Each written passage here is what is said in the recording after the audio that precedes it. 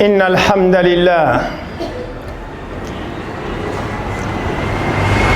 لله الذي هدانا للإسلام رضينا بالله ربا وبالإسلام دينا وبمحمد نبيا ورسولا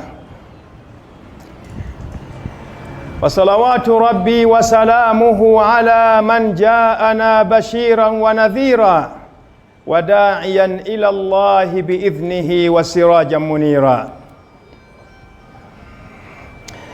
أشهد أن لا إله إلا الله وحده لا شريك له وأشهد أن محمدًا عبده ورسوله وصفيه من خلقه وخليله أرسله الله تعالى بالهدى ودين الحق ليظهره على الدين كله ولو كره المشركون. فيا عباد الله، في مثل هذا اليوم الشريف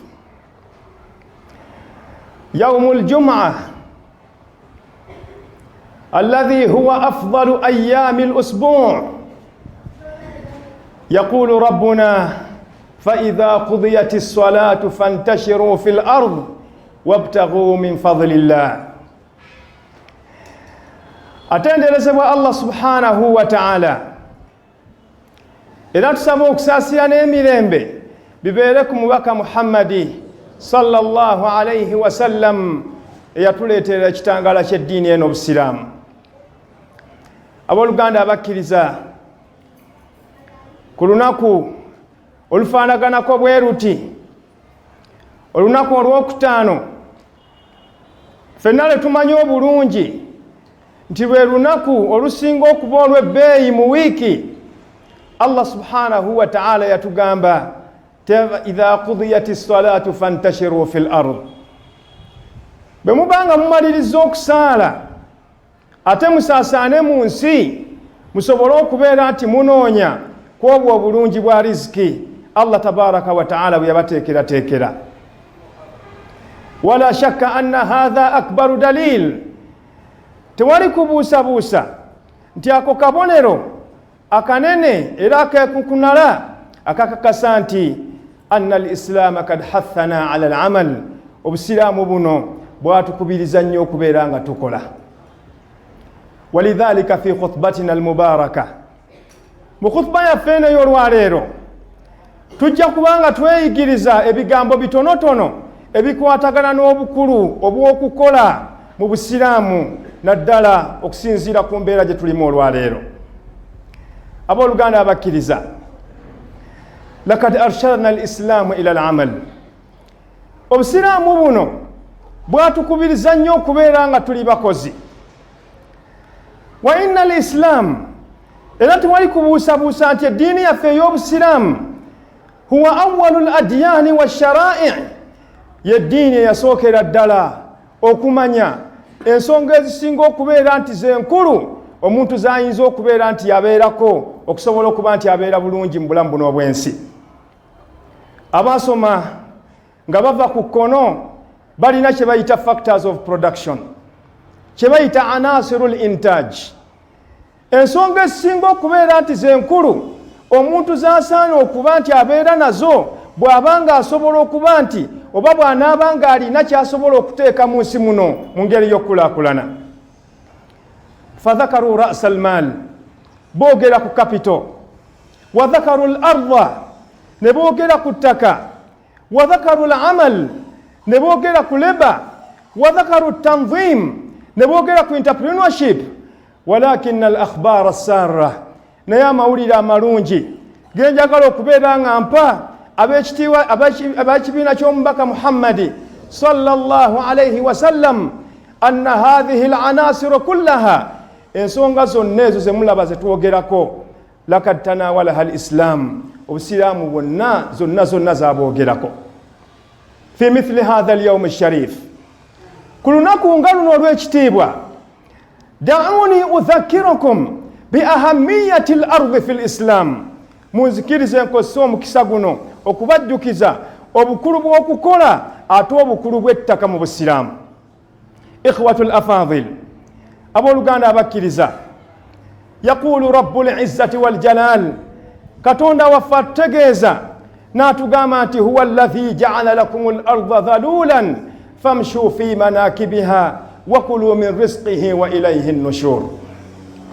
Mu mateeka agali mu Qur'ani Allah subhanahu wa ta'ala ge yassa okutulaga ffe ab'ekibiina ky'omubaka Muhammadi sallallahu alayhi wa sallam ag'obukulu bw'okukola n'obukulu bw'ettaka.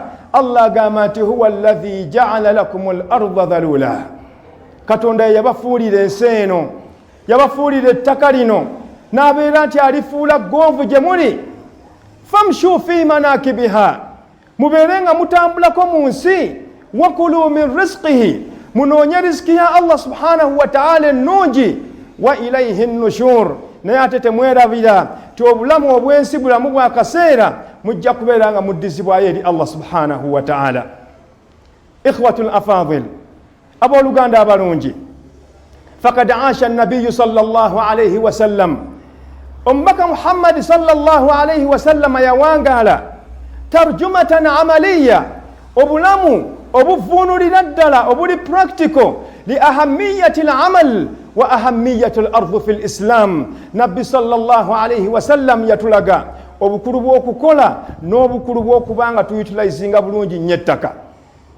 Kigambibwa nti Ali ibn Abi Talib radiyallahu anhu min al-asbab, ezimu ku nsonga alladhi ja'ala Ali ibn Abi Talib yata'akhkhar fi hajjati al-wida', ezimu ku nsonga lwaki Ali ibn Abi Talib yakerewa okubeera nti asisinkana nabbi mu hijja ey'akamalirizo, kubanga nabbi sallallahu alayhi wa sallam kana kad arsalahu ila Khaybar, yali yamusindisa okubeera nti agenda mu Khaybar, naye nga kyekyali kimututteyo liyasuuqa ibilan, asobole okubeera nti aleeta ku ŋŋamiya ezigenda okubanga zikozesebwa okuba nti zisalibwa oluvannyuma lw'emikolo gya hijja nga giwedde.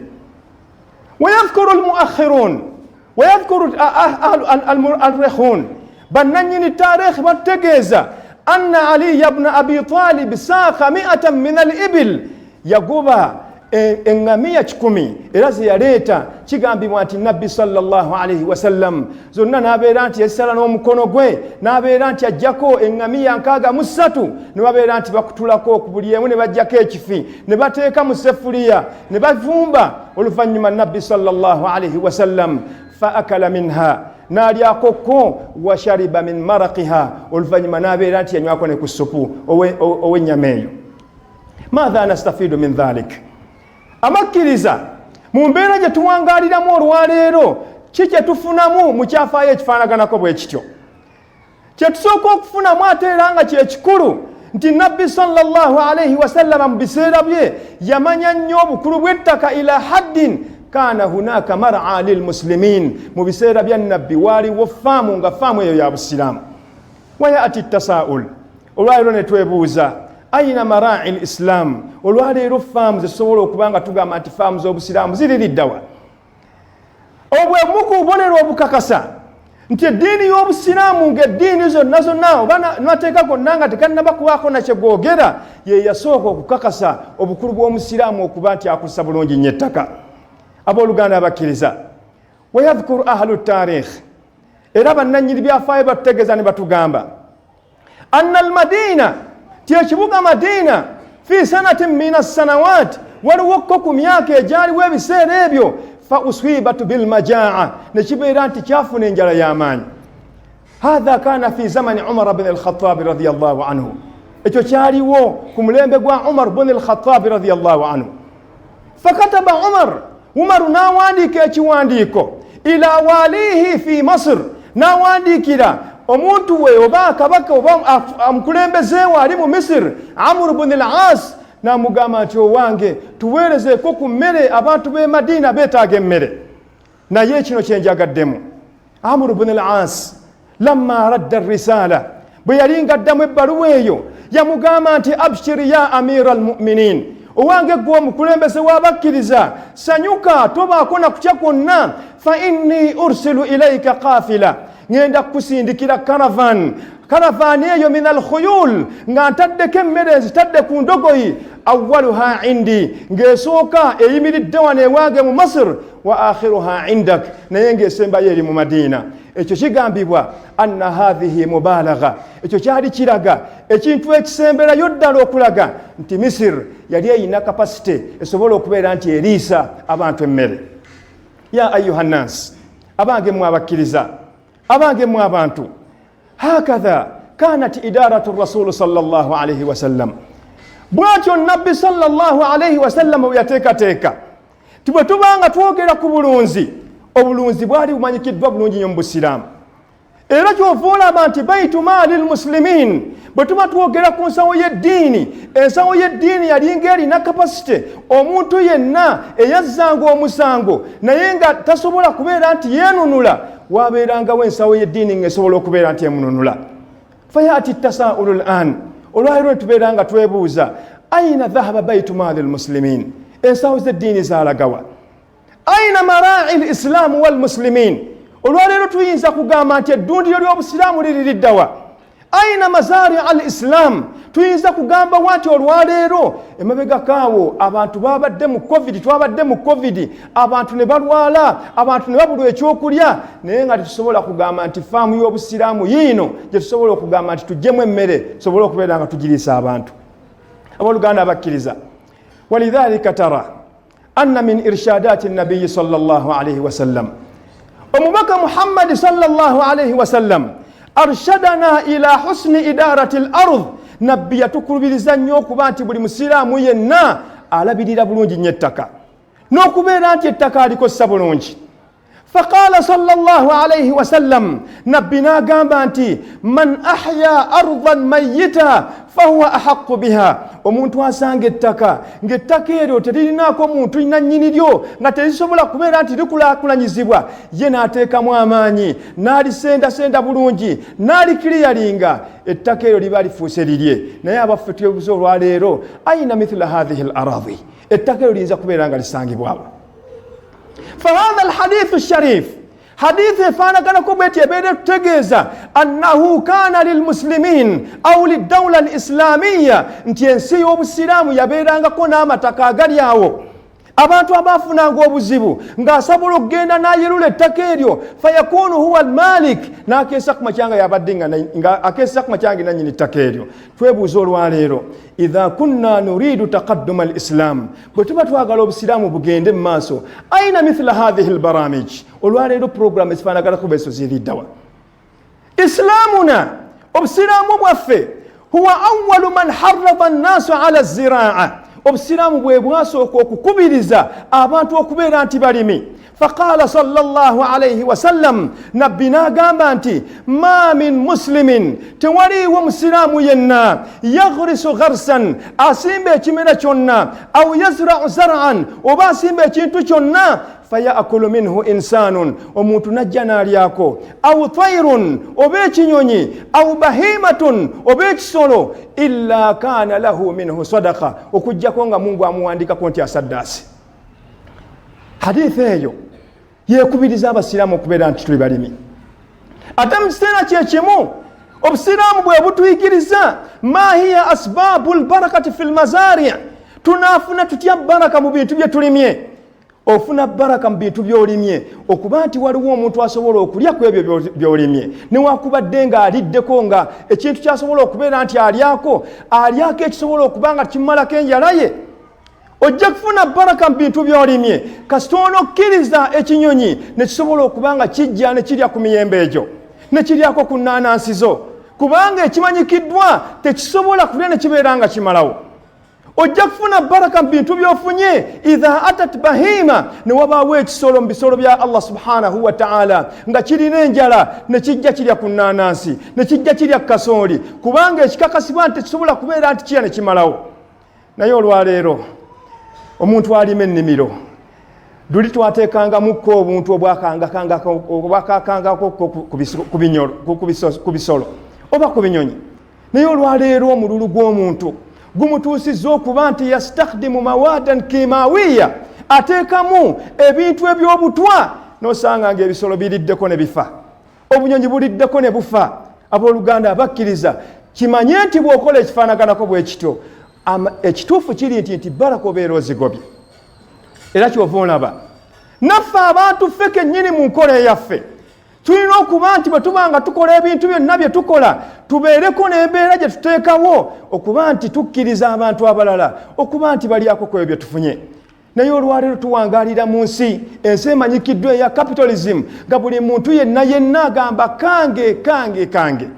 Abooluganda abakkiriza inda nihayati hadhihi alkhutba nga mmaliza khutba eno munzikirize mbeere nga mbategeezaako ekyafaayo kimu kyokka mu byafaayo byenkakasa nti omuntu bw'abanga abifunye asobola okubeera nti amanya obukulu bw'okuba nti amaanyi go waliwo omuntu omulala asobola okubeera nti agafunako. Ekyafaayo kino hiya khissatun waqi'a, kyafaayo kyaliwo si bunyonyi, laysa hadithan muftara, tetugamba nti twogeramu bwogezi mboozi abantu banyumirwe. Wa hadhihi alqissa waqa'at fi al-ardi allati wulidtu fiha, ekyafaayo kino kyaviira ddala oba kyaliwo mu kitundu kyennyini kyenzaalibwamu. Yurwa anna sayyida, waliwo omukyalo omwo, wa hiya min aqribaina, mukyala ngo ali omu ku b'eŋŋanda zaffe, ismuha Ziyada, baali nga bamuyita Ziyada. Omukyalo oyo Mungu subhanahu wa ta'ala teyamusobozesa kubeera nti afuna ezzadde. Ya ayyuha nisa, abange mwe abakyala, Katonda subhanahu wa ta'ala asobola okusalawo nga bwe yagamba nti yahabu liman yashaa'u dhukuran yahabu liman yashaa'u inathan, asobola okuwa abaana ab'obuwala, asobola okuwa abaana ab'obulenzi, asobola okukutabikiramu, ate asobola okusalawo mu bulamu bwo nti tojja kubeera nti ofuna mwana. Naye okuba nti Katonda akusaliddewo togenda kufuna mwana tekikuleetera mbeera ya kubeera nti obulamu obukolimira, tekikuleetera mbeera ya kubeera nti okola enzaalwa kwaba abalala babeera Allah subhanahu wa ta'ala bawadde abaana. Omukyalo ono Allah subhanahu wa ta'ala teyamuwa baana, walakinaha kanat muzari'a, omukyalo ono yali mulimi nnyo, ennimi eyaffe ey'edda ey'enkumbi.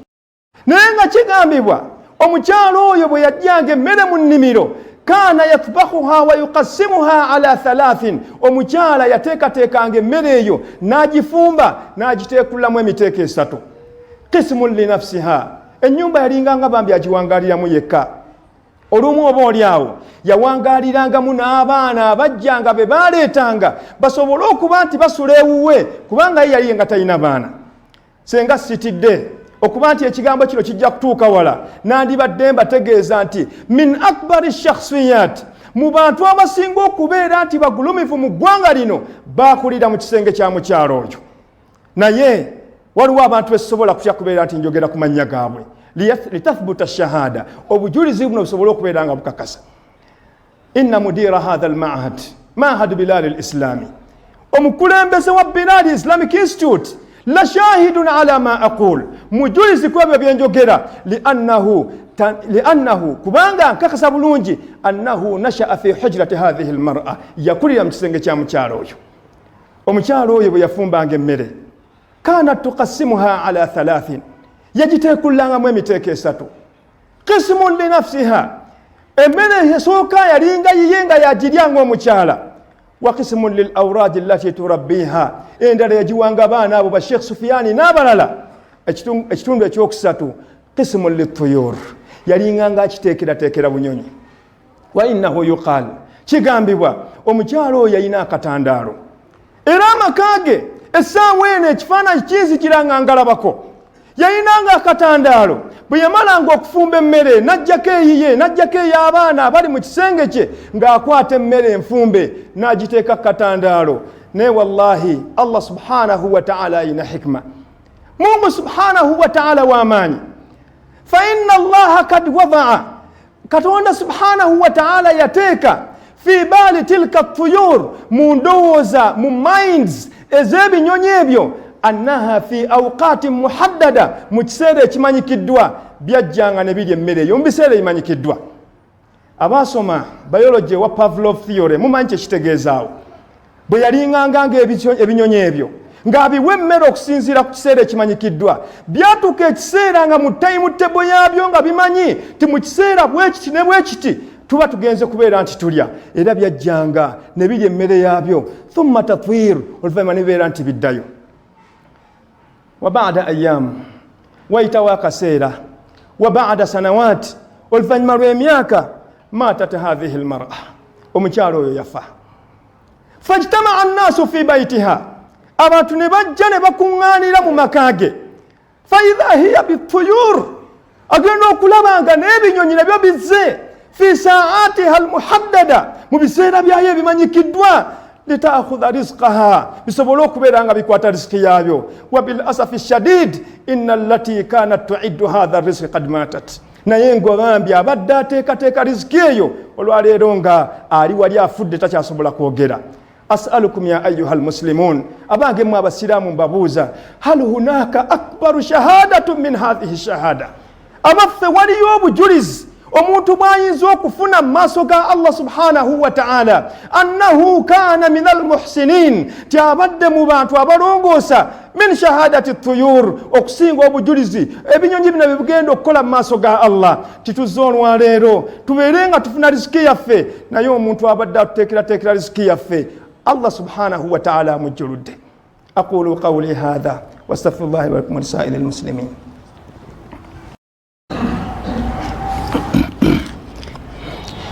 الحمد لله ثم الصلاة والسلام على رسول الله وعلى آله وأصحابه أجمعين. Aboluganda bakkiriza nga tumaliriza khutba yange y'olwaleero yandibadde egaziwa naye olw'obufunda bw'obudde njagadde mbeere nga nkwatamu bye nsobola okubeera nti nkwatamu. Naye ng'omulamwa gugamba abooluganda obusiraamu bwaffe tebusobola kugenda mu maaso nga tuli bakozi. Obusiraamu bwaffe tebusobola kugenda mu maaso okujjako nga tuzzeeyo ne tumanya obukulu bw'ettaka n'okukozesa ettaka nga bwe kyaliwo ku mulembe gw'omubaka Muhammad sallallahu alaihi wasallam. Sayyiduna wa qaiduna alhaji Eid Amin rahmatullahi alayhi mukimanyi bulungi nnyo omukulembeze waffe omwagalwa waffe eyali omukulembeze w'eggwanga lakad manna ala alislam obusiraamu bwe Uganda yabuwa bingi yabuwa amataka yabuwa emizimbe naye tukesezza olwaleero obinoonyanga tobiraba. Njagala mmalirize n'ebigambo bibiri. Kigambo ekisooka omubaka Muhammad sallallahu alaihi wasallama yagamba in qaamati saa kino kikulu nnyo okulaga nti bannange tutandika okukola obusiraamu naye ng'obusiraamu bw'okola okimanyi nti tebugenda kukoma ku ggwe kubanga ekisinza okuzza obusiraamu emabega buli muntu akola ayagala byakola abeere nti watuuka okufa ng'amaze okubeera nti yabiganyulwamu byokka. Qaala sallallahu alaihi wasallam omubaka sallallahu alaihi wasallam agamba in qaamati saa bw'otegeera nti ekiyama kiyimiriddewo yaumul qiyama wa fi yadi ahadikum fasila naye ng'omu ku mmwe ategedde nti ekiyama kiyimiriddewo naye nga mu mukono gwe mulimu omuti omuto ogw'entende ng'omuti ogwo guli mu mikono gyo bw'otyo. Nabi sallallahu agamba otegedde nti ekiyama kizze amaaraatu zaakyo zizze nabbi agamba nti fa in istataa an yaghrisaha bw'oba osobola okugusimba ma ilmika anna saati qad qaamat ng'otegedde nti ekiyama kiyimiriddewo falyughrisaha beera nti ogusimba. Kitegeeza ki? Otegedde ekiyama kizze ekiyama kitegeeza nti ensi bagizinzeeko ne nabbi akulaga ti naawe by'owangaalirako olwaleero si ggwe wabisimba. Kitegeeza nti osobola okukola omulimu naye ng'omulimu gw'okola la tadiri man alladhi yastafiidu minha ba'dak tomanyi ani agenda kubeera nti akuganyulwamu. Abooluganda abakkiriza ebigambo bino mbibagamba nga nkakasa bulungi nnyo nti bigwa mu matu g'abantu abasaanye okubeera nti babitegeera. Ebigambo bino mbibagamba nga nnyina essuubi ly'amaanyi nti we munaava wano mujja kubeera nti mbiteeka mu nkola. Unashidukum ya ma'ashara almuslimin abange mu abasiraamu mbakubiriza man istataa an yahdiya lilislaami ardan falyafal asobola okuba nti awaayo ettaka lyonna aliweeyo waqfan lilmuslimin aliweeyo ng'efuuse waqfa ery'obusiraamu aliweeyo naye aliweeyo fi aidin amina aliweeyo aliteeka emikono gy'abantu abeesigwa kubanga twerabira ettaarikhi ebyayita byayita tulina okubeera nga tutandika okuzimba obusiraamu bwaffe. Njagala maize n'ekigambo kino mbagamba ebigambo bino wallahi nga nnyina essuubi era nga nkakasa ti emitima gyammwe gijja kubitwala. Saagala kulowooza nti njogera ebigambo bino ng'omusajja omu ow'amagezi bwe yagamba ti la asma'ata law naadaita hayyan bandibadde abantu abo bawulira sengo badoko wola balamu walakin la hayata liman tunadi nayiboko wola tebakyali mu mitima bafadda wanaran law nafakhta fiha ladha'at bwoba badoko mamuliro nofuwamu gwandibaddenga gwaka walakinaka tanfakhu fi ramadi nenganda banga ngafuwa muvu sagala kakasa nti abantu benjogera mbafanagana bwe batyo nkakasa bulungi tibi khidmatik nokwewayoko ne service yo wa khidmati ana ne service yange hadha alislamu sayarju ila ma kana ilayhi obsilamu buno usobola okuddayo je bwali يقول سيدنا عمر بن الخطاب رضي الله عنه أعزنا الله بالإسلام كتوندا يتسطلا ناتوانيكا رواب السلام لو ابتغينا غيره بتنا نونيايو اجتالي بالسلام أذلنا الله كتونا جاكبيرا أتوكاكانيا أقول غانا بكيليزا obusiraamu bwalina ekitiibwa era tukakasa nti bwe tunaba twewaddeyo tujja kusobola okuddayo tureclaiming ekitiibwa ky'obusiraamu. ahuthukum ala al-amal mbakuutira nnyo okubeera nti muli bakozi. ahuthukum ala husni istithmari al-ard mbakuutira okubeera nti ettaka lye tulina tubeere nga tulikozesa bulungi. akhiran alaysa hadha mithalun waqi'i abantu b'omuwa kiso kino si kyakulabirako ekitegereko bulungi. ardhun fiha otunulire ettaka lino tuliko fiha baytun min buyutillah kuliko ennyumba ya Allah subhanahu wa ta'ala. ardhun fiha madrasatun islamiyya kuliko essomero nga ssomero lya busiraamu. fala habadha mulaba mutya ate senga tuwongeddeko fi hadha al-ardh nekubanga ate kuliko mar'a lil-islam nga kuliko ennimiro y'obusiraamu nga kuliko eddundiro ly'obusiraamu nebeera ng'eyo fikra esobola okubeera nti etambula ku buli kifo kyonna kyonna eky'obusiraamu. ala wasallu wasallimu ala al-bashir an-nadhir fa innahu jalla sha'nu marakum bidhalika haythu qala inna allaha wa malaikatahu yusalluna ala an-nabi ya ayyuhalladhina amanu sallu alayhi wa sallimu taslima. وقال صلى الله عليه وسلم من صلى علي صلاة واحدة صلى الله عليه بها 10. اللهم صل على محمد وعلى آل محمد كما صليت على إبراهيم وعلى آل إبراهيم وبارك اللهم على محمد وعلى آل محمد كما باركت على إبراهيم وعلى آل إبراهيم إنك حميد مجيد. والله اللهم عن الصحابة خصوصا منهم أبي بكر وعمر وعثمان وعلي وغيرهم رضوان الله عليهم أجمعين. اللهم اعز الإسلام والمسلمين وذل الشرك والمشركين ودمر أعداءك أعداء الدين يا أرحم الراحمين. ربنا آتنا في الدنيا حسنة وفي الآخرة حسنة وقنا عذاب النار. قوموا لصلاتكم يرحمكم الله.